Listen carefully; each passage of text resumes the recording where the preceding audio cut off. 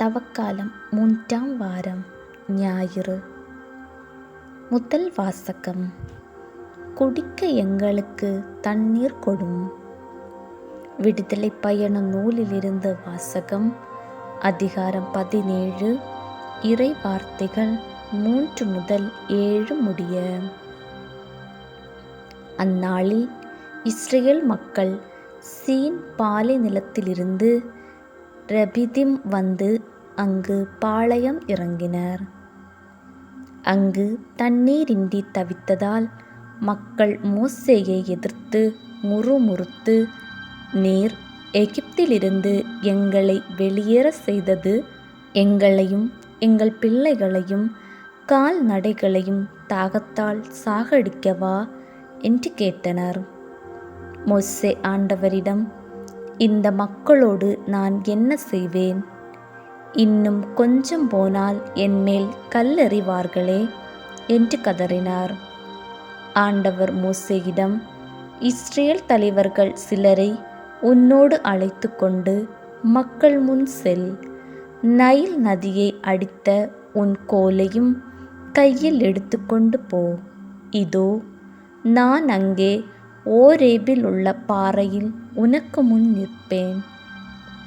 நீ பாறையை அடி, மக்கள் குடிக்க அதிலிருந்து தண்ணீர் புறப்படும் என்றார்.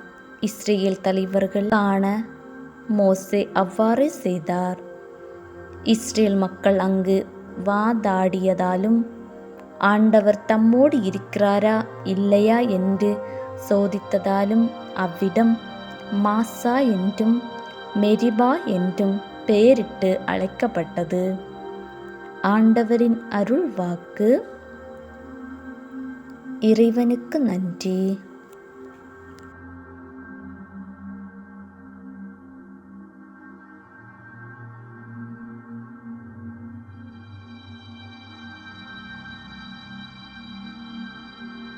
இரண்டாம் வாசகம். தூய ஆவியின் வழியாய் கடவுளின் அன்பு நம் உள்ளங்களில் பொழியப்பட்டுள்ளது. திருத்தூதர் பவுல் ரோமையருக்கு எழுதிய திருமுகத்திலிருந்து வாசகம்.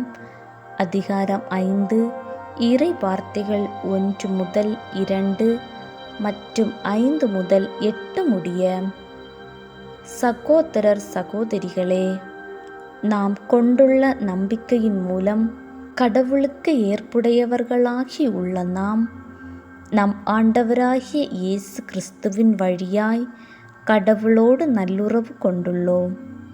நாம் இப்போது அருள் நிலையை பெற்றிருக்கிறோம்.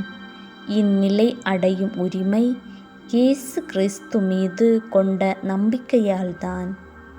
அவர் வழியாகவே நமக்கு கிடைத்தது.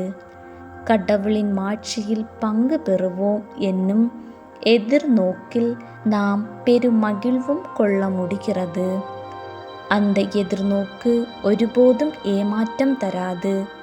ஏனெனில் நாம் பெற்றுள்ள தூய ஆவியின் வழியாய் கடவுளின் அன்பு நம் உள்ளங்களில் பொழியப்பட்டுள்ளது. நாம் இறை பற்றியின்றி வலுவற்று இருந்த போதே குறித்த காலம் வந்ததும் கிறிஸ்து நமக்காக தம் உயிரை கொடுத்தார். நேர்மையாளருக்காக ஒருவர் தம் உயிரை கொடுத்தலே அரிது. ஒருவேளை நல்லவர் ஒருவருக்காக யாரேனும் தம் உயிரை கொடுக்க துணியலாம். ஆனால் நாம் பாவிகளாயிருந்த போதே கிறிஸ்து நமக்காக தம் உயிரை கொடுத்தார். இவ்வாறு கடவுள் நம்மீது கொண்டுள்ள தம் அன்பை எடுத்து காட்டியுள்ளார். ஆண்டவரின் அருள் வாக்கு. கிறிஸ்துவே உமக்கு புகழ்.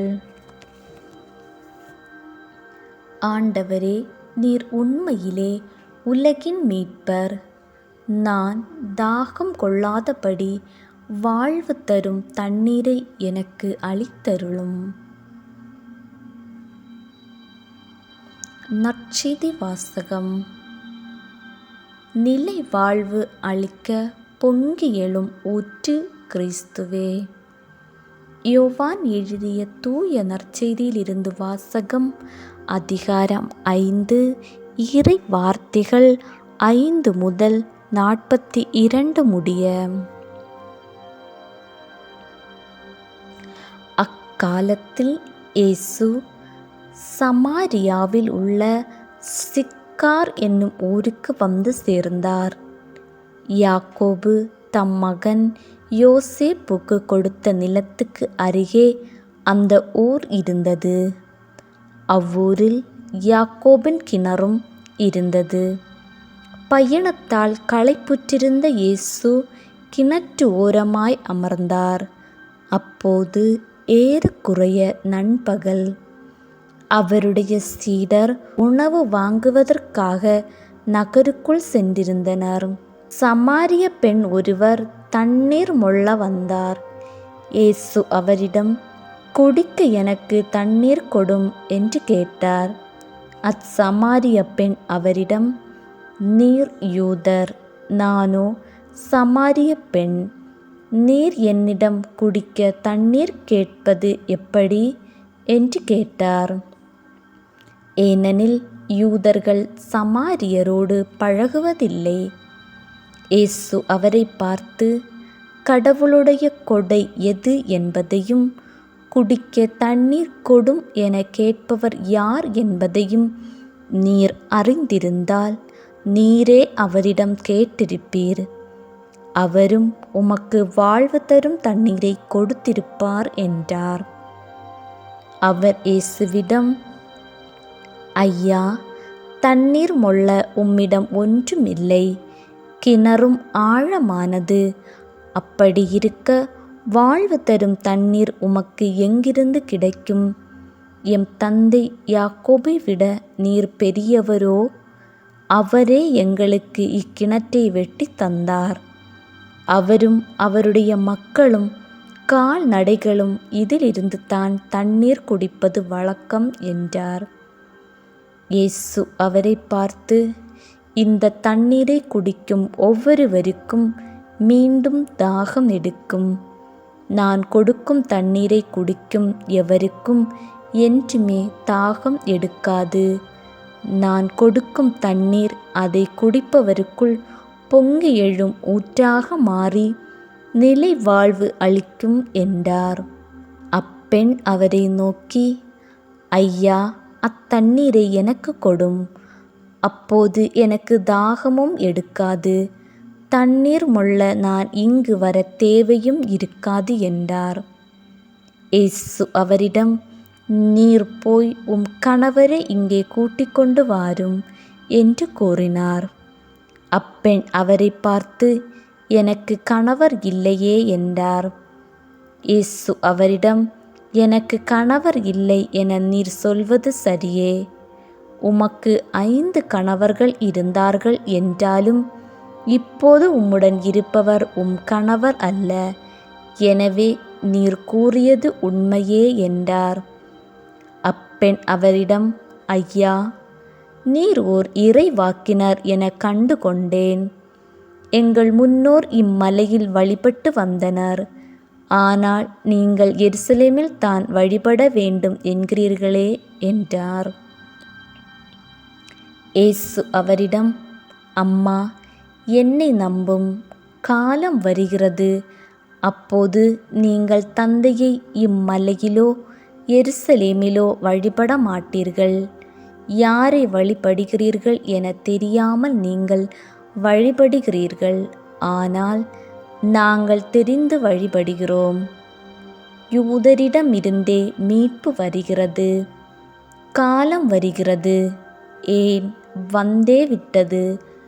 அப்போது உண்மையாய் வழிபடுவோர் தந்தையை அவரது உண்மை இயல்பிற்கேற்ப உள்ளத்தில் வழிபடுவர். தம்மை வழிபடுவோர் இத்தகையோராய் இருக்கவே தந்தை விரும்புகிறார். கடவுள் உருவமற்றவர். அவரை வழிபடுவோர் அவரது உண்மை இயல்புக்கு ஏற்ப உள்ளத்தில் தான் வழிபட வேண்டும் என்றார். அப்பெண் அவரிடம், கிறிஸ்து எனப்படும் மெஸ்ஸியா வருவார் என எனக்கு தெரியும். அவர் வரும்போது அனைத்தையும் எங்களுக்கு அறிவிப்பார் என்றார். இயேசு அவரிடம், உம்மோடு பேசும் நானே அவர் என்றார். அந்நேரத்தில் இயேசுவின் சீடர் திரும்பி வந்தனர். பெண் ஒருவரிடம் அவர் பேசி கொண்டிருப்பதைக் கண்டு அவர்கள் வியப்புற்றனர். எனினும் என்ன வேண்டுமென்றோ அவரோடு என்ன பேசுகிறீர் என்றோ எவரும் கேட்கவில்லை. அப்பெண் தம் குடத்தை விட்டுவிட்டு ஊருக்குள் சென்று மக்களிடம், நான் செய்த எல்லாவற்றையும் என்னிடம் சொன்ன மனிதரை வந்து பாருங்கள், அவர் மெஸ்ஸியாவாக இருப்பாரோ என்றார். அவர்கள் ஊரிலிருந்து புறப்பட்டு இயேசுவிடம் வந்தனர். அதற்கிடையில் சீடர், ரபி, உண்ணும் என்று வேண்டினர். இயேசு அவர்களிடம், நான் உண்பதற்குரிய உணவு ஒன்று உண்டு, அது உங்களுக்கு தெரியாது என்றார். யாராவது அவருக்கு உணவு கொடுத்திருப்பார்களோ என்று சீடர்கள் தங்களிடையே பேசிக்கொண்டார்கள். இயேசு அவர்களிடம், என்னை அனுப்பியவரின் திரு உள்ளத்தை நிறைவேற்றுவதும் அவர் கொடுத்த வேலையை செய்து முடிப்பதுமே என் உணவு. 4 மாதங்களுக்குப் பின்தான் அறுவடை என்னும் ஊற்று உங்களிடையே உண்டே. நிமிர்ந்து வயல்வெளிகளைப் பாருங்கள். பயிர் முற்றி அறுவடைக்கு தயாராய் உள்ளது. அறுப்பவர் கூலி பெறுகிறார். நிலை வாழ்வு பெறுவதற்காக மக்களை கூட்டி சேர்க்கிறார். இவ்வாறு விதைப்பவரும் அறுப்பவரும் ஒருமிக்க மகிழ்ச்சியடைகின்றனர். நீங்கள் உழைத்து பயிரிடாததை அறுவடை செய்ய நான் உங்களை அனுப்பினேன். மற்றவர்கள் உழைத்தார்கள், ஆனால் நீங்கள் அந்த உழைப்பின் பயனை அடைந்தீர்கள். இவ்வாறு விதைப்பவர் ஒருவர், அறுவடை செய்பவர் வேறு ஒருவர் என்னும் கூற்று உண்மையாயிற்று என்றார். நான் செய்தவை அனைத்தையும் என்னிடம் சொன்னார் என்று சான்று பகர்ந்த பெண்ணின் வார்த்தையை முன்னிட்டு அவ்வூரிலுள்ள சமாரியர் பலர் இயேசுவிடம் நம்பிக்கை கொண்டனர். சமாரியர் அவரிடம் வந்தபோது அவரை தங்களோடு தங்குமாறு கேட்டுக்கொண்டனர். அவரும் அங்கு 2 நாள் தங்கினார். அவரது வார்த்தையை முன்னிட்டு இன்னும் பலர் அவரை நம்பினர். அவர்கள் அப்பெண்ணிடம், இப்போது உன் பேச்சு கேட்டு நாங்கள் நம்பவில்லை, நாங்களே அவர் பேச்சை கேட்டோம். அவர் உண்மையிலே உலகின் மீட்பர் என அறிந்து கொண்டோம் என்றார்கள். ஆண்டவரின் அருள் வாக்கு. கிறிஸ்துவே உமக்கு புகழ்.